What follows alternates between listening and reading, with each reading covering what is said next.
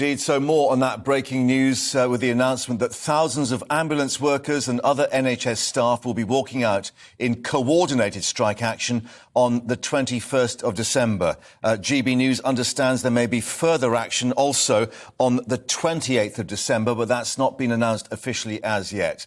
Well, the news, I can tell you in the past few seconds that has been now confirmed, the 28th of December in addition. So the 21st and 28th. This announcement being made by three unions, Unite, Unison and the GMB. Yet more political problems for the government trying to tackle industrial action. They had been meeting in Cabinet to discuss the rail stoppages, the RMT union having announced the extra rail strikes for Christmas after negotiations with Network Rail and indeed the train operating companies failed to find a solution to their disputes. Well, now in addition to the 8 days of industrial action already planned, staff were told walking out on 6 p.m. on Christmas Eve until 6 a.m. on the 27th of December. The Christmas period, of course, when many people try to travel to see family and friends. So, are we facing the prospect of what could be a general strike? Let's get the very latest now with our political editor, Darren McCaffrey, who's in Westminster. Where, Darren, we also ought to indicate behind you, the firefighters are meeting for a demonstration, having balloted too for industrial action. Yeah, indeed. Here we're outside Central Methodist Hall in the centre of London. As you say, hundreds of firefighters gathering this afternoon. They look almost certain to back industrial action as well. The Fire Brigade Union, again, this is around paying conditions, mainly pay, it must be said, that they want to see a larger slice of the pie given the cost of living crisis, just like many other of the unions who decided to call strike action. Quite a lot of information coming through today. First of all, let's start also with that breaking news. As you've been noting in the last couple of minutes, 10,000 ambulance drivers to go on strike on the 21st and 28th of December. I'll just talk you through the different regions that are going to be affected by that, if I can, Mark. First of all, the South West Ambulance Service, the South East, the North West, South Central Ambulance Service, North East, East Midlands, West Midlands, the Welsh Ambulance Service and Yorkshire, i.e. pretty much most of the country going to be affected by that large-scale walkout. Now, this follows strike action also being taken by rail workers, of course, postal workers, nurses, bus drivers, highway workers, driving examiners, teachers and airport baggage handlers. In fact, it feels, as you say, that we almost are on the verge of a national strike by default, by the fact that so many trade unions this month are going out on strike. Thousands, tens of thousands of working days will be lost. Let's just talk about the rail union strike, because that's been the one that's dominated, if you like, somewhat this morning. We heard yesterday from the RMT, from Mick Lynch, their General Secretary, that they were announcing extra days of strike, frankly, over the Christmas period, from Christmas Eve at 6 p.m. Now, interestingly, that's not really going to have a massive immediate impact on passengers, in the sense that the rail network does somewhat shut down over Christmas, though it may have an impact for those wanting to go back on Christmas Eve, because the services even throughout the day will be affected by that industrial action.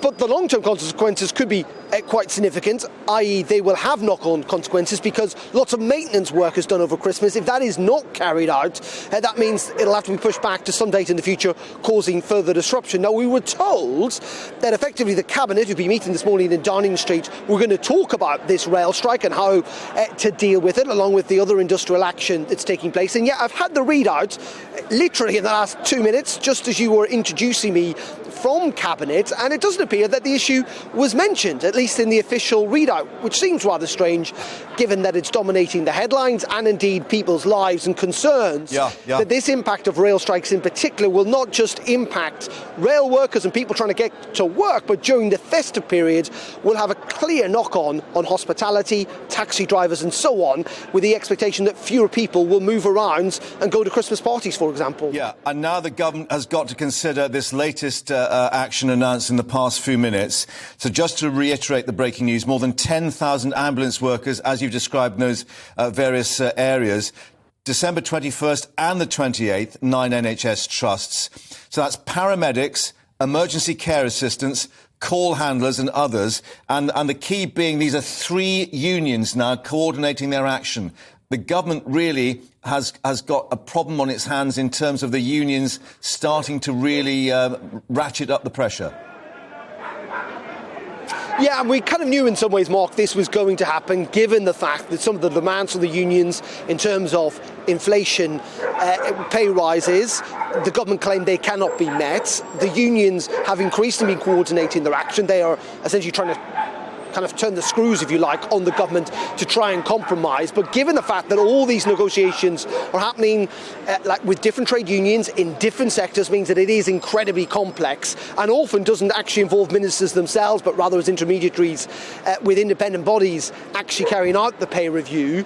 And so there is going to be no easy solution to all of this. Now, the government, from their point of view, they would argue that they cannot simply give in to all these pay demands, that they do not have the money during this cost of living crisis, and at a time we're almost certainly in recession, that public sector workers are still, on the whole, better remunerated overall than private sector colleagues, particularly when you take into account pensions. There is a section of the Conservative Party, no doubt as well, that quite likes a row like this. They feel that they want to take on the unions, that they want to be Thatcherite, if you like, in trying to draw this out, but also to ultimately win these battles. But don't be wrong, there are also many within government who are concerned that there is no end in sight to these strikes, that it is going to have a profound impact on the economy, most notably, of course, but also on public opinion of government, because in the end, this is the big question, is that are people going to blame the unions for the strike action, as the Conservative Party potentially might hope, or will they in the end go, this is so bad and so widespread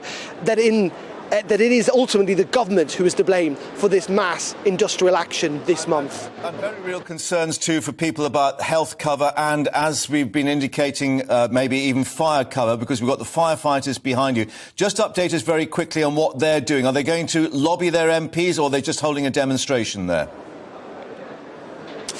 So they're going to hold a demonstration. They are going to ballot, as you've said, for industrial action. They've been asking for a pay increase. They feel clearly it's not high enough. So hundreds of them have gathered here today. I suspect we're going to hear a couple of speeches from the FBU union chiefs. In fact, they're just setting up the microphones as I speak. It's more of a rally of anything, but it is entirely possible, Mark.